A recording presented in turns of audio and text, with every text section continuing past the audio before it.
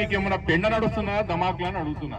ఈ అమ్మ మీ దగ్గర 200 కోట్ల రూపాయలు నెలకు వస్తున్న మార్కెట్ ని బంద్ చేస్తాడు ఎవడన్నా బుద్ధున్న గాడిదిగాడు ఎవడైనా బంద్ చేస్తాడా అంటున్నా నేను.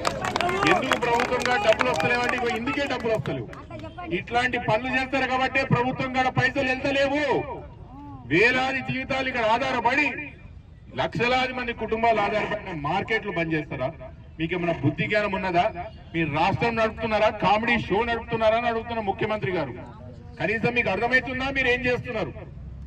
ఈరోజు జియాగూడ మార్కెట్ బంద్ అయితే హైదరాబాద్ లో మీకు గోష్ ఎడికెళ్ళేవాలి, గవే కల్తీ గోష్ అమ్మాలనా? గవే కల్తీ గోష్ అమ్మాలనా? వారాలు నెలల తరబడి గోష్ అమ్మాలనా అని అడుగుతున్నా నేను. కమర్షియలైజ్ స్లాటర్ హౌస్ లేకపోతే మీరు ఏడికెళ్ళి తెస్తారు గోష్ అంటున్నా.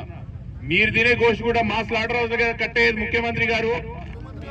తింటారు, మీరు తినేది కూడా తింటారు. మీరు తినరా? మీరు తినరా? మీరు కనీసం ఆలోచన చేయాలి.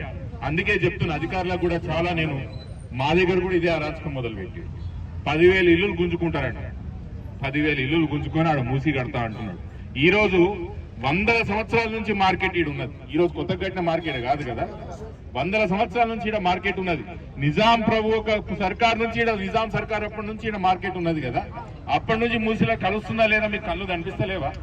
మామూలు అడుగుతలేరా కొత్త మార్కెట్ కట్టిమని చెప్పి?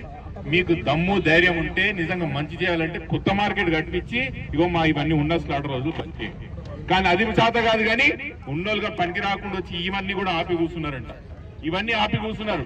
ప్రభుత్వానికి ఉన్న పెద్దలు కూడా చెప్తున్నా, మూసీలో మీరు ఈ రోజు మా జియాగూడ మార్కెట్ బంద్ చేసి అయిపోయిందా? మూసి సాఫ్ అయిందా? మూసి తాగుతారా నీళ్ళు కిందికి పోయి? మళ్ళీ మా మార్కెట్ యార్డ్ బంద్ చేసి మీరు ఇప్పుడు మూసి అంతా సాఫ్ చేసిర్రా?